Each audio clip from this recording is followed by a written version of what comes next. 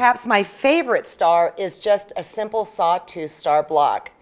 The very first star quilt I made, well, let's take a look at it, okay? Okay. It was chosen to be in Diana McClellan and Laura Noun's book, Quilts, Quilts, Quilts. Remember that book? Famous, Everybody has it. book, yeah. And it even made it into the second edition. Woohoo. So it like totally stood the test of time. But anyways, I'd like to share with you how I make a Sawtooth Star block, but I'm not going to make you suffer through the old-fashioned way, the way I make adults suffer through. I can't even speak.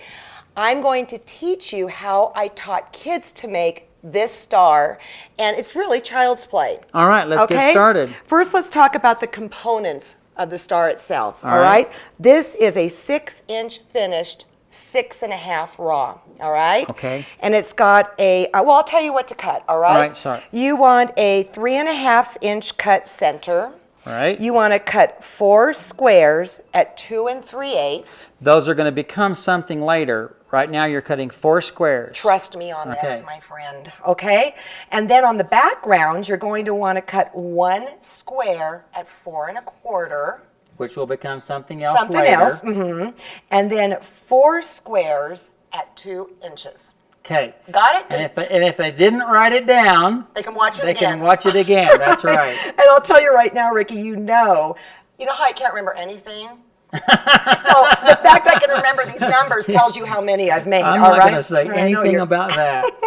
So anyways, the trickiest block or piece, unit, is the flying geese. And I know that you've shared with us a 1 seam, which is awesome. That was a great beginning of another show. Right. But sometimes you don't want it dimensional, all right? Absolutely. So what you've got here is you've got a 1/4 square triangle. The black one is, this is a 1/4 square triangle? Because the outside edge, it's a square that's basically cut, and then you cut it in quarters. So that's what's left out of it. Exactly. Right. And then here you have a 1/2 square triangle. Right. And that's when you take those 4 squares and then cut them corner to corner. Okay. But we're not going to do that.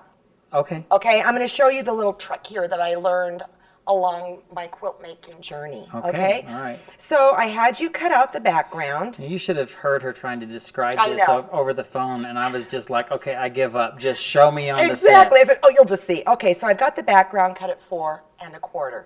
Don't touch it. Don't touch it. Okay. Now I've got the little star tips that I've cut at 2 3/8. And on the wrong side, I'm going to draw a line diagonally On all 4 of them. on all 4 of them. And, I think sometimes it's tough for people to, get it exactly right. So this is what I learned in a drafting class. Put your pencil on the corner, take your ruler, pivot up, press down, and draw to the other side. Okay. Okay, I actually rotary cut that way too when I'm cutting corner to corner. You've taught me to do that, and I've started using that technique as well. Well, it's tough to get them both exactly right. I mean, inevitably it slips too, Yeah, well, So, it does. It can There you go. slip.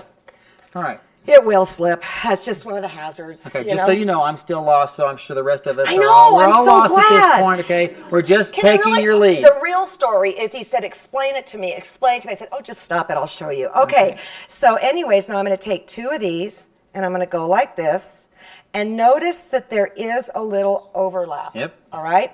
Then I'm going to take it to the sewing machine, and I'm going to sew a 1/4 down on this side and a 1/4 on this side. A 1/4 inch. Yes. So if you don't have a 1/4 inch foot, you've got a little bit of a problem. I suppose Yeah, you could set especially your because needle. in this case, you can't use a little sewing guide because you've got fabric on the right side of the foot, so you really need a 1/4 inch Well, foot for the other this. thing you could do, but it just takes more work, is you could draw a 1/4 inch line. Line and then sew on the line. Yeah, and I think Okay. they make tools for that sort of thing too. So now I'm going to sew on the other side. Oh, Ricky, I am just once again going to amaze you beyond words. That's about a daily. That's a daily occurrence. But it's usually not in a good way. I didn't say that, did I? No, I did. That's right. So anyways, come on down. I'm going slow. And I have to tell you, I'm not being super accurate here, but you really do want to be accurate. Oh, I'm going to have to do the Ricky Tim's. Oh, I hate No, that. I hate that. no. Oh, you Okay. want? I know what you want. You No, want scissors. you know what? Yeah, get it up for the next round. I'll look, just look, go look. like that. Okay. Oh, you're so good. Yeah, see? All right. Cut that off. Now you've got this going on here, okay? You're going to take your ruler now, and you're going to go like this and cut it right on the line that you originally drew. Then you're going to take it over to your ironing surface. Do you need some vitamins? You didn't really press down very hard on that. I know. You're gonna have to use a little pressure. Yes. It's not a dull blade. It's a little elbow grease, Alex. Okay. You work me too hard here, Ricky Timms. Okay, so now what you're going to do is you're going to press it, and you want it to look like two hearts. Oh. Okay? Okay. So you want two hearts. Now you still have these two squares left. So I'm going to put it like this, and I'm going to put it like this. I just love this. I absolutely love it. Still lost. I'm just waiting for the magic to happen. Really true, I'm huh? truly, Cool. truly lost. Okay, now I'm going to sew it a 1/4 inch on this side, a 1/4 inch on that side, and the same. Okay, and I'm Alrighty. thinking of you. Your little pieces. Thank you. You saved me. I appreciate that. I like using that little piece of cloth there because it keeps the threads from goobering up or getting thread knots and all that And kind it of saves stuff. thread. Oh, yeah. If you use this, it saves thread because you're not cutting off so much when you pull your work Thread's out. expensive, So you're especially chaining when those. you start getting into the good expensive stuff. Yeah, you can chain it if you want. Okay. You just wait. You're going to write a book on this. Oh, no, you've probably already written the book on it, Alex. I'm sure you And I would. didn't come up with it, I'll tell you. Okay, now is this a project for red wine or white wine? Because you would know. Ha ha ha, Ricky Timms. White. Okay. White. I told you she would know. Okay, so then I'm going to cut that apart. Here comes the magic. So I'm going to put this on here. Okay, I've just now You get started it. to visualize it, but until that moment, it did not make sense to me. Look at Ta-da! that. There is- is your flying geese. How about that? How about that? And I'll cut the second one.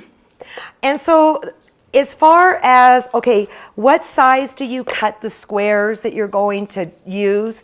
You're going to cut the squares exactly the same size as if you were traditionally piecing them. Right. Okay, so they're essentially still 1/4 square triangles. You always add 1 1/4.